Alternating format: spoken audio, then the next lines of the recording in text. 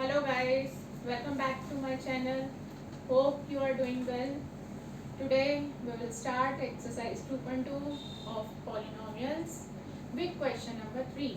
तो previous class में हम क्वेश्चन नंबर 1 और क्वेश्चन नंबर 2 डिस्कस कर चुके हैं. तो आज की क्लास जो क्वेश्चन नंबर 3 से हम स्टार्ट कर रहे हैं वो बहुत ही इम्पोर्टेंट क्लास है. तो टच में रहिए और साथ साथ समझते रहिए. तो एक्सरसाइज 2.2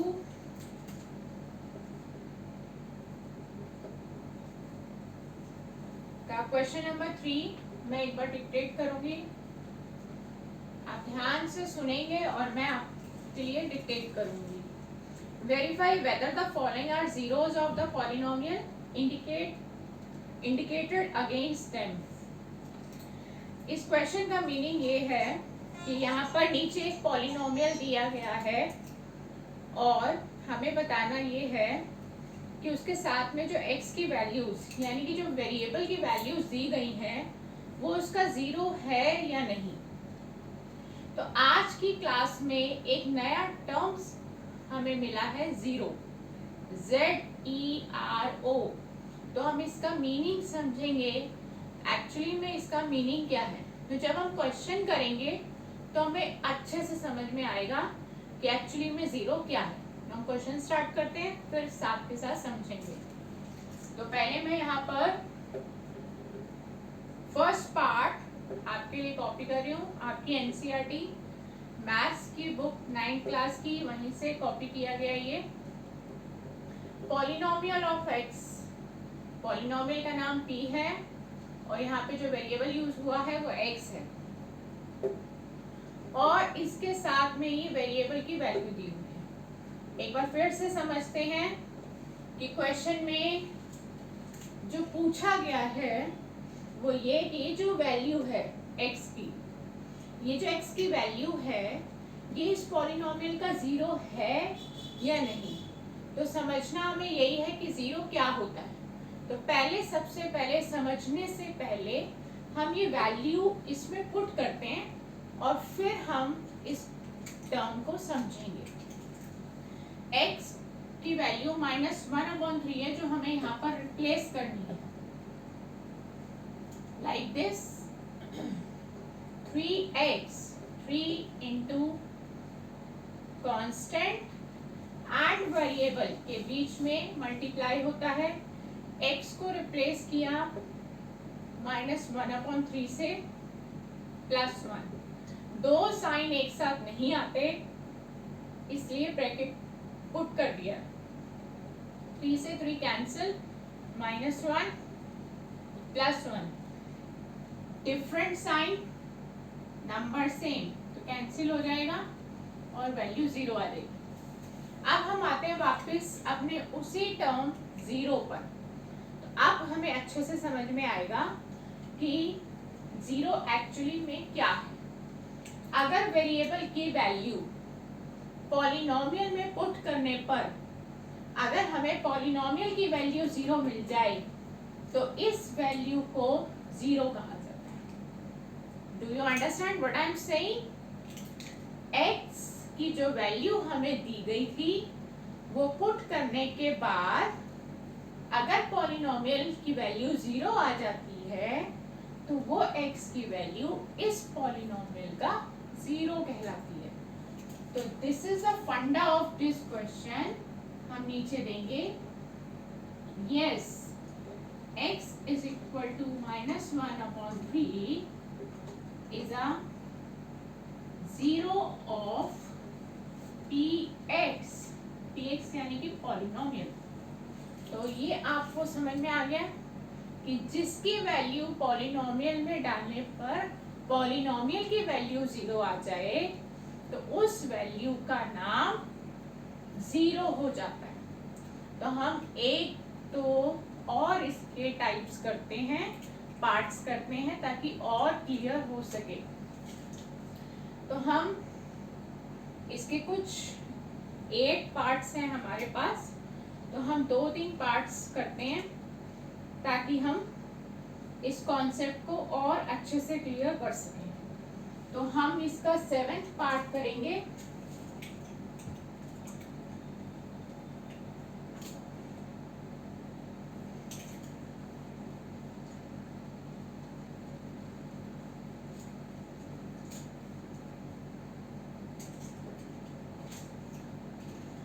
मैं बोर्ड पर कॉपी कर रही हूँ 7th पार्ट क्वेश्चन नंबर 3 का, क्योंकि इसमें चेंज ये है कि यहाँ पर हमें वेरिएबल की दो वैल्यूज दी गई हैं, तो हम 1 बाय 1 करके पुट करेंगे। दो वैल्यूज दी है, दोनों के बारे में हमें ये पता लगाना है कि क्या ये दोनों जीरो हैं या नहीं। तो हम डालेंगे 1 बाय 1। तो सबसे पहले हम x की वैल्यू -1/√3 इसमें पुट करेंगे, p -1/√3 मीन्स जहां जहां आपको x नजर आएगा आप वहां वहां x की वैल्यू -1/√3 पुट कर देंगे। तो 3 into x replace with -1/√3 the whole square -1 like this। थोड़ा सा कैलकुलेशन को समझना है। कैलकुलेशंस यहाँ पे जो ट्रिक्स हम अपना रहे हैं वो हम सीख चुके हैं, अब उसी को हम आगे कंटिन्यू कर रहे हैं। माइनस की पावर 2, अभी हमने प्रीवियस क्लास में सीखा कि अगर माइनस के ऊपर 2 है which is a even number तो आंसर पॉजिटिव रहेगा। तो 1 का स्क्वायर 1 भी पॉजिटिव हो गया, तो माइनस की पावर 2 इवन नंबर था इसलिए आंसर पॉजिटिव है। और चैप्टर 1 में हमने एक कॉन्सेप्ट सीखा था कि अगर स्क्वायर रूट हो और स्क्वायर ही पावर हो तो वो आपस में कैंसिल हो जाते हैं, तो सिर्फ 3 बचेगा। हम ये जो छोटी छोटी मैथ्स की ट्रिक्स को अपना रहे हैं इसके दो फायदे हैं, एक हमारा टाइम सेव हो रहा है और दूसरा हमारी जो कैलकुलेशन है वो इजी हो जाती है। और पीछे से -1 को कॉपी कर लिया, 3 से 3 कैंसिल, 1 - 1 दैट इज 0। तो इसका मतलब ये हुआ कि x की वैल्यू जो -1/√3 है वो इस पॉलिनोमियल का 0 है। तो आप इसकी स्टेटमेंट यहीं पे ले सकते हैं, yes x is equal to -1/√3 is a 0 of px। Is that clear? तो हम अपने नेक्स्ट वैल्यू पे जाते हैं। अब हमें 2/√3 पुट करनी है, तो हम px की जगह अब लिखेंगे p 2/√3। ये हमारा सेकेंड पार्ट स्टार्ट हो गया। दो वैल्यूज दी थी, एक वैल्यू हमने यहाँ डाली और एक वैल्यू आप डाल रहे हैं। 3x replace with 2/√3,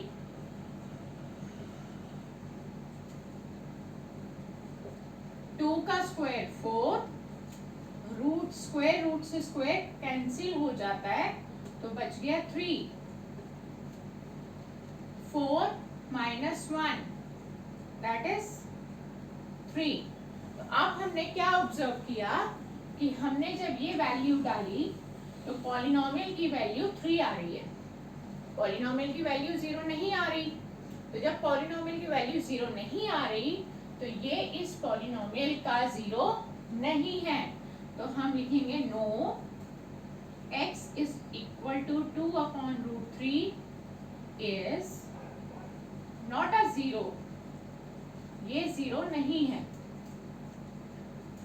I hope कि सबको समझ में आया कि 0 का मीनिंग क्या है। 0 एक्चुअली में जो टर्म हम यहाँ यूज कर रहे हैं उसका मीनिंग पॉलिनोमियल में क्या है। तो वो समझने के बाद एक पार्ट और हम इसका कर लेते हैं, 6 पार्ट। अभी हमने जस्ट 7th पार्ट किया है, अब हम एक इसका लास्ट 6 पार्ट कर लेते हैं और बाकी के पार्ट्स आप सेल्फ प्रैक्टिस में लेंगे और आप अब इजीली इन सब पार्ट्स को कर पाएंगे।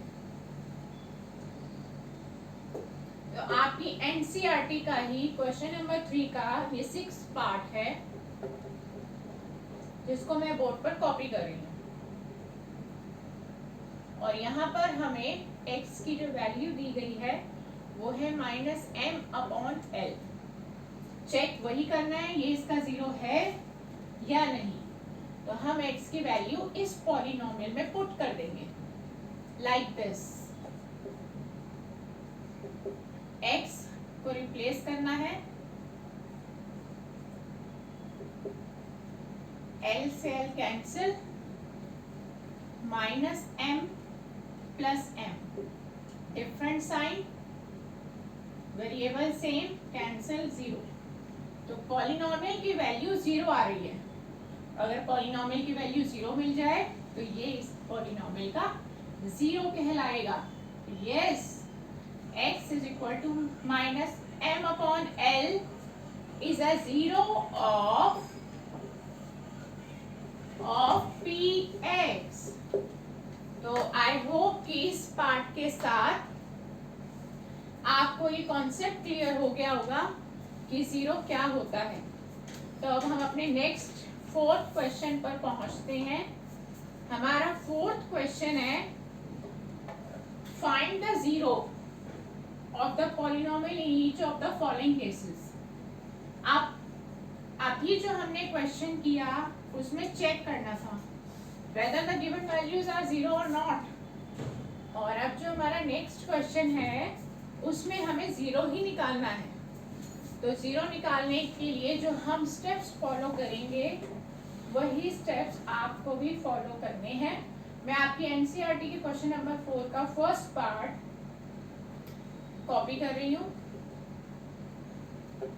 और फर्स्ट पार्ट है ये।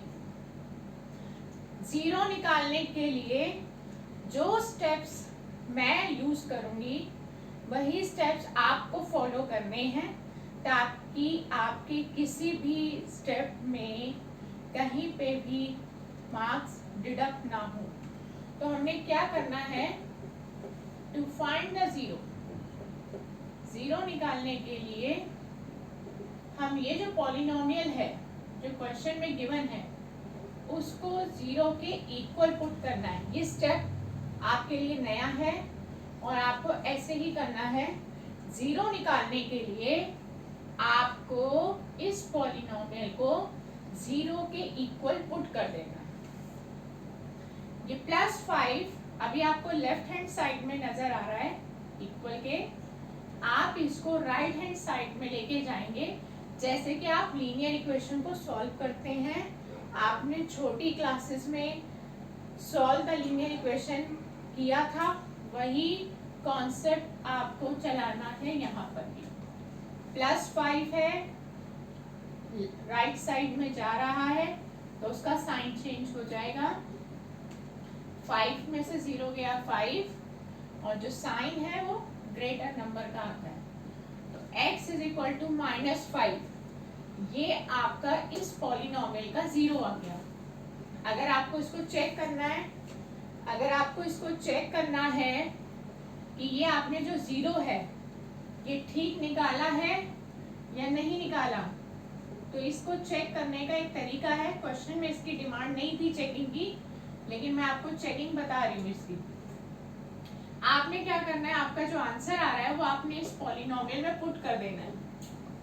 x को हटाना है, रिप्लेस करना है -5 से, और ये पीछे का ऐसी कॉपी किया, प्लस माइनस माइनस 5 में से 5 गया 0। तो अगर आपका आंसर 0 आ जाता है चेकिंग में, तो इसका मीनिंग ये हुआ कि आपने जो 0 फाइंड आउट किया था यहाँ पर वो बिल्कुल एक्यूरेट और बिल्कुल करेक्ट है।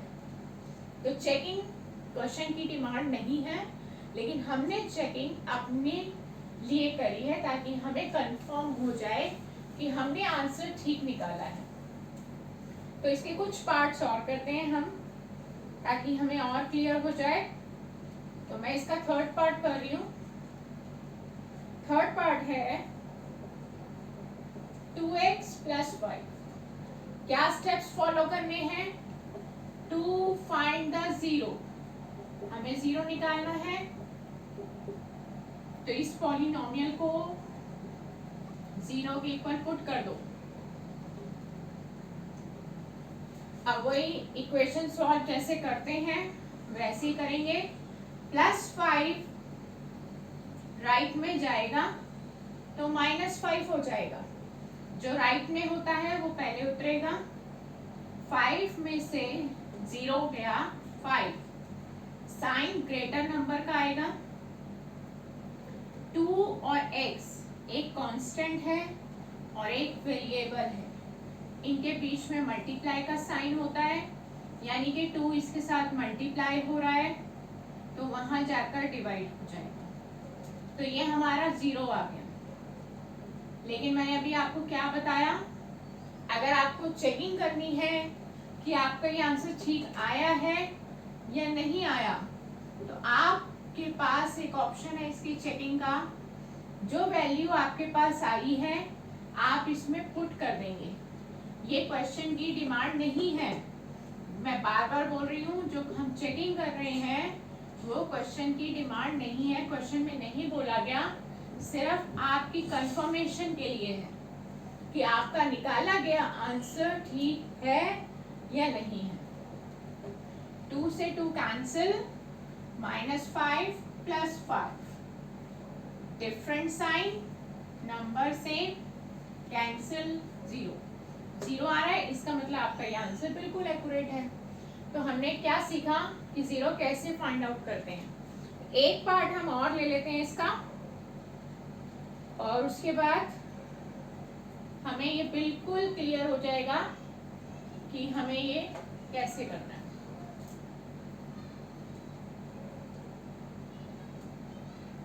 हमें बिल्कुल ये बात सेट रखनी है अपने माइंड में कि फाइंड द 0 क्वेश्चन आएगा तो हमें उस पॉलिनोमियल को 0 पुट कर देना है, उसके इक्वल, उस पॉलिनोमियल को 0 के इक्वल पुट कर देना है। तो हम इसका एक पार्ट और कर लेते हैं, इसका हम 7th पार्ट कर रहे हैं, जो मैं बोर्ड पर कॉपी कर रही हूँ। px cx + d, तो ये हमारा पॉलिनोमियल है। फिर से एक बात बता देती हूँ, p मतलब इस पॉलिनोमियल का नाम हमने p दिया है, क्वेश्चन में दिया हुआ है, और वेरिएबल, कंफ्यूजन नहीं होनी चाहिए कि यहाँ पर आपको 3 वेरिएबल दिखाई दे रहे हैं। तो एक्चुअली में आपको कौन से वेरिएबल की वैल्यू निकालनी है ये पता होना बहुत जरूरी है, क्योंकि मुझे लगता है आपके माइंड में भी यही डाउट चल रहा होगा कि हमें d की वैल्यू निकालनी है कि c की कि x की। तो इसका पता आपके इस ब्रैकेट से पता चलेगा। ब्रैकेट में जिस वेरिएबल को मेंशन किया गया है हमें उसी वेरिएबल की वैल्यू फाइंड आउट करनी है। To find the 0 find out करने जा रहे हैं इस तरह से। और अगला स्टेप क्या था, 0 निकालना है तो 0 के इक्वल पुट कर देना है। ये करना बहुत जरूरी है। अब कंफ्यूजन यही आनी थी बच्चों को कि हम d की वैल्यू निकालें, c की निकालें कि x की निकालें, बिकॉज वी हैव 3 वेरिएबल्स। तो पता कैसे चलेगा कि हमें किस वेरिएबल की वैल्यू निकालनी है, तो वो पता हमें यहाँ से पता चलेगा, जिस पे मैं टिक लगा रही हूँ। ब्रैकेट में जो वेरिएबल लिखा है हमें उसी वेरिएबल की वैल्यू निकालनी है, तो हम उसी की निकालेंगे।